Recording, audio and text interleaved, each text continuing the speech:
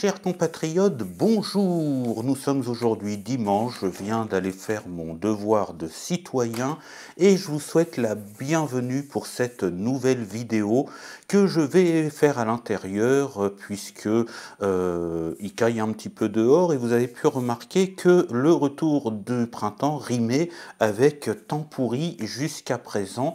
Les éclaircies reviennent petit à petit, mais c'est pas encore le top. Encore que aujourd'hui j'aurais pu faire une balade, mais je vous avoue franchement que je savais pas trop où aller aujourd'hui, et puis que j'ai la flemme. Donc voilà. Vous l'avez remarqué à la miniature, c'est une vidéo confidence un petit peu, hein. Non pas que je vais parler de ma vie intime, de ma vie privée, de ma vie familiale, parce que ça, je ne le fais pas ni sur la chaîne YouTube, ni sur les réseaux sociaux, parce que ça ne sert pas à ça. Par contre, je partage avec vous mes aventures, et il y a des moments où il faut parler un petit peu de sa vie privée, entre guillemets, pour vous expliquer le comment de l'avancement des choses. Donc c'est ce que j'ai décidé de faire aujourd'hui. Et c'est pour ça que j'ai sorti la caméra. Alors entre deux, je suis allé faire quelques petites balades printanières, revoir le retour des feuilles petit à petit, les bourgeons qui s'ouvrent, les fleurs qui embellissent nos paysages pour nous dire ça y est, c'est le printemps, on est sur la bonne voie. Eh bien j'ai profité, je suis allé sur la voie verte, un petit peu à la campagne, mais j'avais pas trop idée de quoi vous dire en vidéo. J'ai suivi de nombreuses vidéos d'autres youtubeurs. Merci aux nouveaux abonnés, parce que mine de rien, la chaîne commence à monter petit à petit, et ça fait plaisir. J'espère pouvoir obtenir les 500 abonnés lors de mes premiers voyages qui vont bientôt arriver. Quand c'est vrai que quand je me déplacerai dans d'autres régions, quand je ferai d'autres rencontres, quand il y aura un peu plus d'images, de paysages à vous donner, forcément, ça va augmenter l'audimat, en tout cas j'espère, mais jusque-là je suis pas mécontent de ce qui s'est passé au niveau de la communauté. Au niveau du comportement aussi de la communauté, je suis très très content. Alors en ce moment, on peut pas dire que c'est la vie en rose pour moi, c'est pas non plus la catastrophe. Pour les nouveaux qui arrivent sur la chaîne, je vous explique un petit peu. J'ai cette base-là qui est dans le département de l'Eure, en Haute-Normandie, et j'ai aussi une autre base qui est située près de Fontainebleau dans le 77. C'est là que, là ici, je suis avec ma mère pour des raisons professionnelles, parce que j'ai ouvert une activité un petit peu en autonomie, d'auto-entrepreneur, on appelle ça, hein, pour pouvoir avoir de la liberté quelque part, hein, de pouvoir travailler, de faire des grosses journées, d'avoir des moments de libre, ne pas être coincé par l'entreprise de telle heure à telle heure tous les jours, 5 semaines de vacances par semaine, mais avec des temps, bon bref, vous comprenez la galère de beaucoup de gens malheureusement, et moi j'essaye de trouver des alternatives à ça, avec de l'intérim, avec ma petite activité, et j'espère que ça va pouvoir grandir pour que je puisse gagner ma vie avec, et en même temps avoir du temps pour la chaîne YouTube qui, j'espère, alors là je suis un petit peu emmerdé avec la monétisation. Alors on n'est pas encore arrivé parce qu'il faut 1000 abonnés. J'ai l'habitude de regarder beaucoup de chaînes YouTube de voyage, mais d'autres choses, des gens que j'aime bien, qui proposent des contenus intéressants, et pour des gens que je considère bien, que j'essaye de soutenir comme je peux, j'ai l'habitude de regarder les pubs sur les vidéos. C'est le cas pour les Lovicar Tribus, c'est le cas pour les Gaulois, mais c'est le cas pour beaucoup d'autres chaînes aussi qui sont monétisées et qui ont besoin de ça pour financer leurs activités, et de vivre entre guillemets en partie de ça pour pouvoir nous proposer des images agréables à regarder. Et je suis un peu en colère, non pas contre les youtubeurs qui font ça, parce que je vais peut-être le faire, je vais réfléchir, mais les pubs que YouTube laisse des escrocs qui font des pubs interminables. Investissez dans l'immobilier, vous vous ferez 100 000 euros par jour. Voilà, enfin, votre ordinateur marche plus, mettez cette clé USB, vous avez un ordinateur gaming toute neuve pour seulement 30 euros. Enfin, que des conneries comme ça, enfin pas que ça, mais il y en a énormément. Et j'avoue que moi, ça me pose un problème dans le futur, quand je pourrais monétiser ma chaîne, de faire de la promotion, entre guillemets, pour des annonceurs ridicules et escrocs comme ça. On se rappelle tous de celui avec ça. Il s'est fait foutre de sa gueule, hein, mais voilà, avec qui sortait de sa voiture avec sa coupette de champagne, son costard cravate moule, voilà, je dirais pas le reste, mais voilà. Et YouTube laisse ça, et on n'a pas le choix des pubs qui pourraient passer pendant les pauses pubs. Si je pouvais choisir les pubs, je choisirais des pubs pour les temps de Trigano, par exemple, ou même des associations. Ce serait encore mieux que des multinationales. Mais voilà, donc ça, c'est un réfléchir.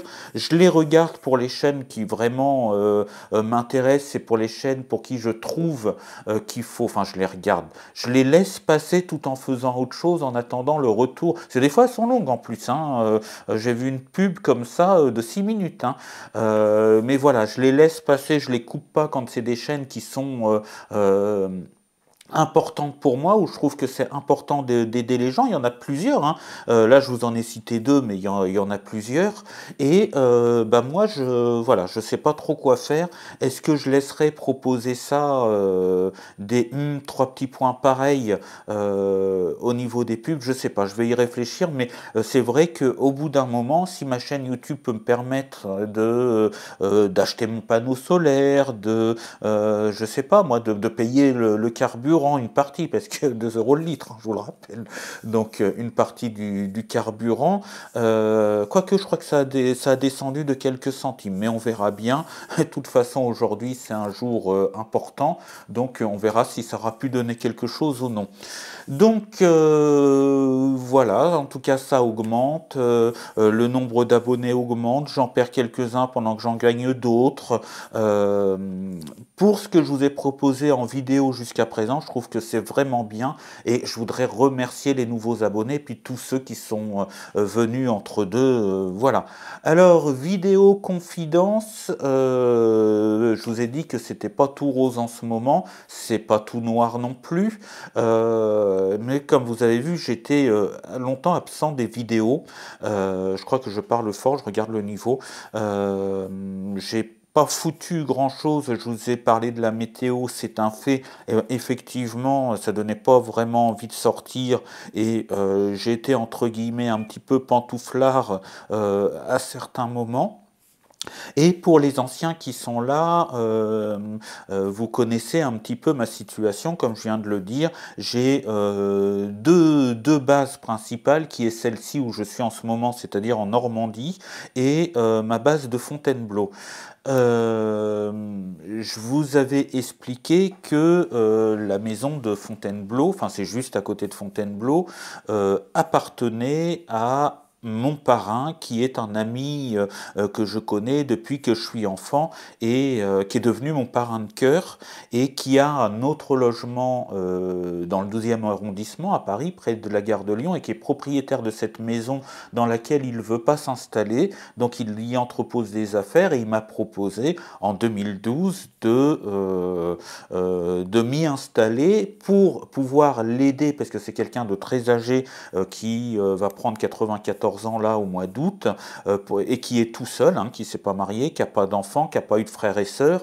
Donc voilà, à l'âge qu'il a, il commence à avoir besoin de temps en temps d'une petite aide pour monter sa bouteille de gaz dans son appartement, pour aller l'accompagner à des voyages aussi. Oui, c'est pas sur ma chaîne YouTube, mais avant que ma chaîne YouTube existe, pardon.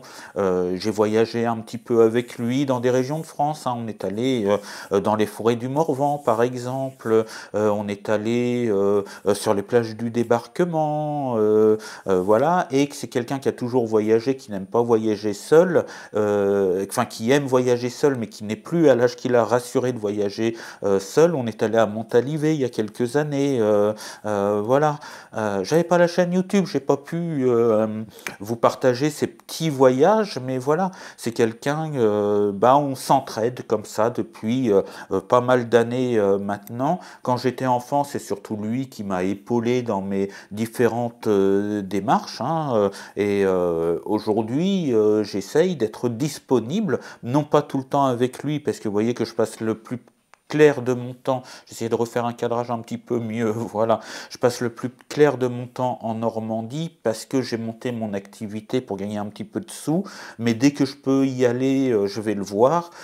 J'occupe ma base de Fontainebleau pour pouvoir aller le voir, et parce que j'aime bien l'endroit là-bas. Donc voilà, c'est comme ça que ça marche en ce moment. Depuis 2012 que j'ai ce logement-là que cet ami me fournit, que mon parrain me fournit.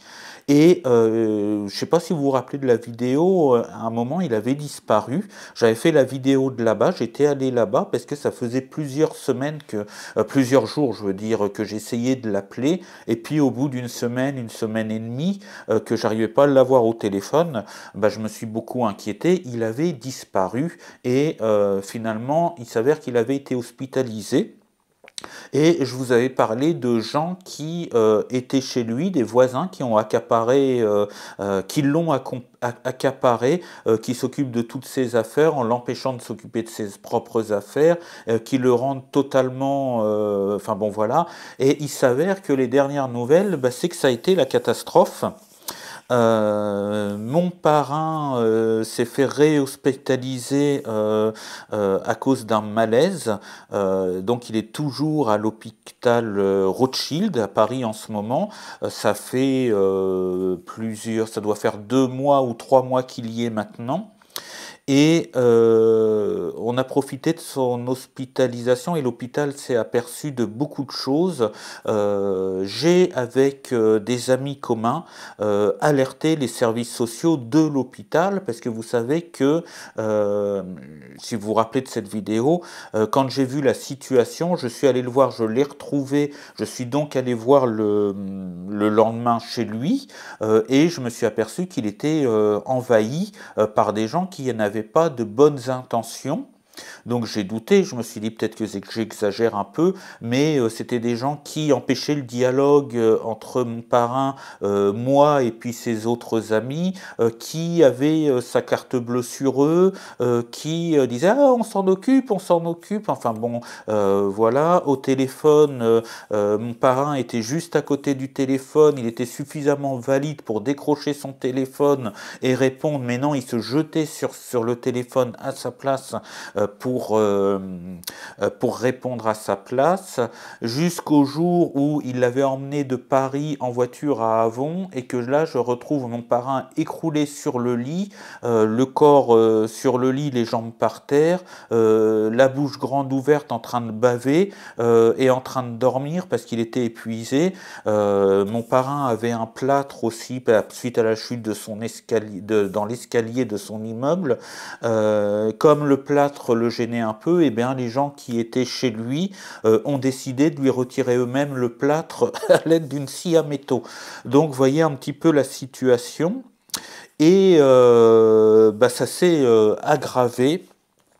Les assistantes sociales sont venues faire des contrôles.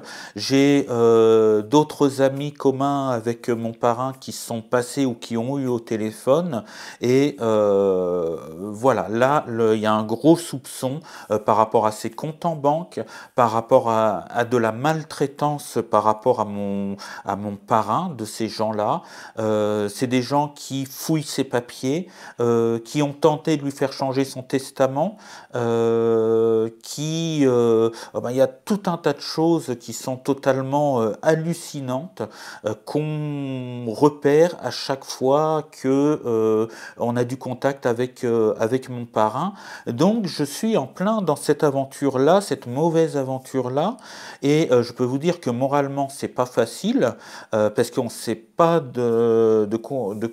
en quoi ça va retourner. Hein. Je suis allé voir mon parrain à l'hôpital dernièrement, mais j'ai pas fait de vidéo. Évidemment, j'étais à Fontainebleau, j'aurais pu faire une balade à Fontainebleau et de vous montrer ça en vidéo, mais vraiment, j'avais pas le cœur à ça.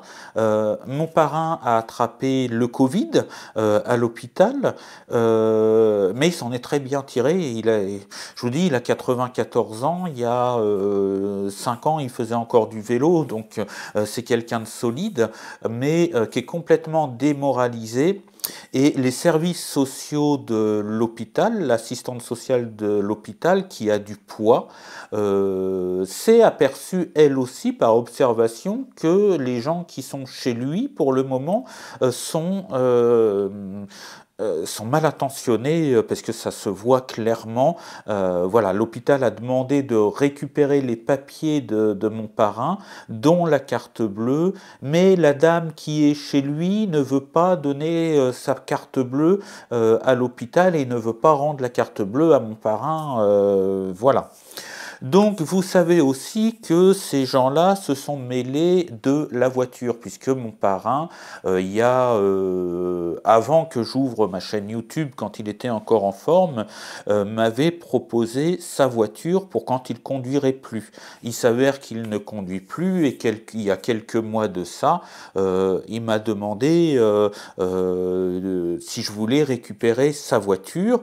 Donc à ce moment-là, il conduit. Ça fait un an. Voilà, à ce moment-là, il conduisait encore. J'ai dit, bon, bah écoute, pour l'instant, je n'ai pas le permis de conduire. Je vais bientôt le passer parce qu'à cette époque-là, j'avais pas encore commencé, mais je savais enfin comment j'allais le passer. J'ai dit, tu conduis encore avant que quelqu'un de ma famille vienne récupérer la voiture. Garde-la pour les beaux jours si tu vas aller te promener en forêt de Fontainebleau pour ne pas être coincé. Donc voilà, j'y ai laissé la voiture pour qu'il puisse encore en bénéficier, en profiter tout le temps qu'il avait son permis de conduire. Et voilà, pendant l'hiver, il s'est passé cet accident dans les escaliers. Il est complètement affaibli, il ne peut plus du tout conduire et il a décidé de me donner sa voiture. Sauf que les gens qui sont chez lui ont décidé de se mêler de ça, ont gardé les papiers de la voiture sur eux, que j'ai enfin récupéré, je vais vous expliquer comment. Ils ont récupéré, quand on devait faire l'acte de vente avec mon parrain, les papiers avaient disparu. Quand je l'ai retrouvé, il venait à Fontainebleau justement pour me voir. Moi, je suis arrivé après. Il venait à Fontainebleau pour me voir, pour voir par rapport à la carte grise, etc. C'est un monsieur qui est très organisé. Il savait où était sa carte grise. Elle était toujours à Fontainebleau, au même endroit, ça faisait 20 ans que c'était comme ça, et là, il ne trouve plus la carte grise, et j'apprends que c'est ces gens-là qui ont pris la carte grise de la voiture sur eux, en me disant à moi, oui, mais t'as pas le permis, il n'a pas à te donner la voiture comme ça, voilà, donc on en a été là, donc j'étais obligé de revenir, je me suis retrouvé avec le papier de vente de la voiture signé, mais pas la carte grise, donc ça en était là. Et quelques temps plus tard, quand j'ai appris qu'il était réhospitalisé au mois de mars, au début mars, là, je suis retourné voir mon parrain à Paris, à l'hôpital, pour pouvoir le voir et qu'il me voie. Je l'ai trouvé quand même très très fatigué, mais voilà, j'ai pu le voir, et il y avait ces gens-là dans la chambre, puisqu'ils viennent du matin au soir. L'hôpital a été obligé un petit peu de hurler après eux, de gueuler pour être plus exact, en leur disant qu'ils viennent aux heures de visite, mais pas au-delà. Enfin, ça a été tout un bazar. Je dis pas tout parce que ce serait trop long à vous expliquer. Mais j'ai fait preuve d'autorité avec ces deux personnes dont on parle, hein, ces personnes qui ont des intentions mauvaises, en leur disant maintenant il me faut les papiers de la voiture parce que j'ai déclaré la voiture à la préfecture et il faut la carte grise maintenant. Donc la dame, hein, on va l'appeler comme ça, me dit bah, venez chez votre parrain demain matin. Donc j'ai effectué son désir, je suis allé chez mon parrain le lendemain matin. Et là, j'ai découvert que les choses avaient bougé de place, qu'il y avait des matelas par terre, qu'il y avait des nouvelles décorations chez mon parrain, de choses qui font pas partie de ses goûts, parce que je le connais très bien, qui font pas partie de sa culture, et de la bouffe prête à être chauffée sur le feu de la cuisine, enfin du petit coin cuisine qu'il a, tout ça dans 20 mètres carrés, et je vois cette femme, sa fille qui a une trentaine d'années, elle a une soixantaine d'années, sa fille qui a une trentaine d'années, et j'apprends qu'il y a un autre voisin qui est là tout le temps. Donc je leur dis, bah, écoutez, je suis au courant que vous préparez à manger à mon parrain, que vous faites un peu de ménage, je vous en remercie beaucoup d'ailleurs, mais je leur dis, là, ça fait combien de temps? Ça fait un mois qu'il est hospitalisé. Vous allez le voir à l'hôpital, je vous en remercie, parce que moi je ne peux pas me déplacer tout le temps, mais ceci dit, qu'est-ce que vous faites là dans l'appartement? Et donc là, il y a eu un moment de gêne et je me suis aperçu qui squattait l'appartement de mon parrain. Pas la maison de Fontainebleau, parce qu'ils savent très bien que j'y vais de temps en temps et j'ai appris que apparemment ça leur pose un problème, ils ont un petit peu peur. Mais l'appartement principal de mon parrain est squatté par 3 personnes, sachant que c'est un appartement parisien d'une pièce et demie de 20 mètres carrés. Voilà, ils sont à 3 là-dedans. Et ils ont la carte bleue de mon parrain, ils ont fouillé ses livrets de compte, ses relevés pardon, de compte, ils ont la carte bleue sur eux, ils ont tenté de lui faire changer son testament pour les mettre héritiers de tout ce qu'il souhaitait. Mon parrain est complètement sous emprise. Il ne peut plus répondre au téléphone. Nous, ses amis, moi et puis d'autres amis, on peut plus l'appeler parce que son téléphone est toujours décroché et évidemment, il n'y a pas de téléphone à l'hôpital. Et puis il est très fatigué, il dort beaucoup, hein, voilà. Donc c'est évident que pendant cette période-là, je me suis occupé de mon parrain comme je pouvais. Donc grâce à l'aide des éducateurs, des assistantes sociales et notamment celle de l'hôpital, hein, du service de l'hôpital de Rothschild, mon parrain a été placé sous protection judiciaire pour le moment, ce qui a fait que ses comptes ont été bloqués. Donc si quelqu'un se sert de sa carte bleue, ça ne va pas marcher, mais ça a mis du temps à faire tout ça, hein. Il va être placé sous tutelle, non pas qu'il n'est pas capable de gérer ses comptes, il a toujours bien géré ses affaires, mais pour le protéger, pour pas qu'il puisse sous influence donner son argent à n'importe qui, confier sa carte bleue comme ça, comme il le faisait avec ces gens-là. Et donc il est en protection judiciaire pour le moment, il va être mis sous tutelle et avec les parrains de son autre filleul que j'ai réussi à retrouver. Oui, parce que les gens avaient arraché la moitié de son carnet de contact. Celui c'est à l'ancienne, hein, c'est pas dans le portable, il avait son carnet. Mais c'est bien pratique du coup le carnet, parce que quand on perd le portable et qu'on perd tous les numéros, d'avoir un carnet en double c'est pas mal non plus, hein. expérience vécue. Donc son carnet qui était à côté de son téléphone, bien rangé comme il avait l'habitude de le faire, il en manquait la moitié quand j'ai voulu prendre des numéros, au début de l'histoire, hein, j'ai voulu prendre des numéros des amis qu'il avait pour les prévenir de ce qui se passait, évidemment, hein. J'avais essayé d'avoir le numéro des parents de son autre filleule, que j'avais pas réussi à avoir jusque-là, mais elle, la mère de son autre filleule, a réussi à trouver mon contact, donc m'a appelé et on a agi ensemble. Donc on a déposé une plainte, pas une plaintreux, une plainte pour abus de confiance sur personne vulnérable. J'ai écrit au procureur une lettre de 6 pages pour lui expliquer en détail tout ce que j'avais vu, le comportement de ces gens-là. Donc ça a été un petit peu long. Il y a le cousin de mon parrain aussi qui a agi en apportant son témoignage, et puis les parents de de son autre filleul, eux aussi ont déposé une plainte avec une lettre qui explique ce qu'ils ont pu constater, parce que je ne le savais pas, pendant que j'étais à Bernay entre 2 visites, ils y sont allés aussi et ils ont fait leur constat. Donc voilà. Donc on a réussi quand même 2 choses importantes qui sont les principales pour nous, c'est-à-dire le protéger en tant que personne. Donc là, il n'est pas chez lui, il ne subit pas de violence verbale, de stress, et il est beaucoup moins sous emprise. Donc ça, c'était la première chose qui a été longue, hein.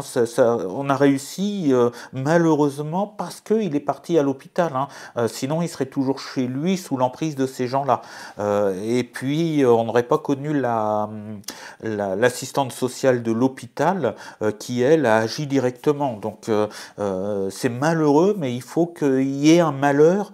Bon, le malaise, apparemment, c'était pas si grave que ça, mais il a fallu qu'il se retrouve à l'hôpital pour que ça puisse commencer à agir. Il n'aurait pas eu ce malaise-là, on serait encore en train de mariner dans la soupe, comme on dit, hein. Donc c'est pas forcément très rassurant tout ça, mais on a réussi à le protéger en tant que personne, on a protégé sa personne, il le garde à l'hôpital, il cherche en ce moment où il pourrait y avoir de la place dans un accueil qui n'est pas une EHPAD, mais qui peut permettre de l'accueillir dans dans de meilleures conditions qu'un EHPAD, avec peut-être un peu plus de liberté s'il retrouve un peu de sa mobilité, parce que ça va être important pour lui.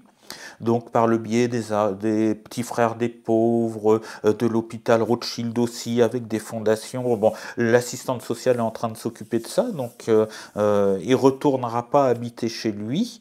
Et puis évidemment, ses comptes en banque sont protégés, en espérant qu'il soit pas déjà vidé, parce que ça, c'est laisser la carte bleue comme ça à quelqu'un, ça peut aller vite, hein.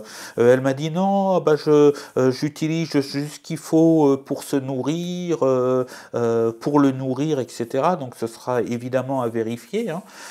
Et puis voilà, son compte, lui, est protégé en tant que personne. Son compte n'est pas utilisable pour le moment, jusqu'à sa mise sous tutelle, et après c'est la tutrice qui prendra le relais. Son cousin, qui est le seul membre de sa famille, famille de sang, hein, parce que les autres ne sommes pas de sa famille de sang, est convoqué devant le juge des tutelles là, lundi, je crois, demain, et le juge des tutelles, qui l'a placé sous protection judiciaire en attendant la tutelle, voit le cousin de mon parrain lundi, et les choses devraient s'arranger. Maintenant, il y a le problème du squat, il y a le problème de la voiture, parce que j'ai récupéré la carte grise, mais ils ont ramené la bagnole, soi-disant, chez des amis pour qu'elle soit à l'abri. Alors peut-être que c'est de bonne foi, j'en sais rien, mais en tout cas, j'ai pas accès à la bagnole. Donc elle est partie dans la banlieue parisienne. Étant donné que le but, c'est de faire annuler toute opération administrative que mon parrain a fait depuis qu'ils sont là, eh bien, j'ai le papier de vente signé de sa part, mais je peux pas déclarer la voiture à la préfecture. Bref, c'est le gros bordel.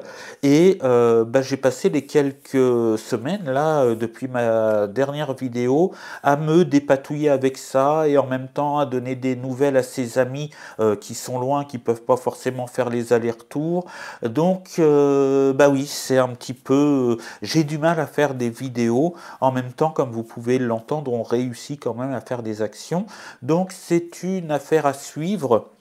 Ça me ralentit aussi dans mes projets. Ça me bouffe quand même beaucoup de pognon parce que je fais plusieurs allers-retours entre la Normandie et Paris. Là-bas, il y a les transports, il y a tout ça. Donc, j'ai bien puiser dans ma caisse personnelle, dans mes réserves quelque part, pour pouvoir aller le voir, et je vais bientôt retourner le voir. Voilà, en tout cas, c'est pas du tout ce que j'avais prévu.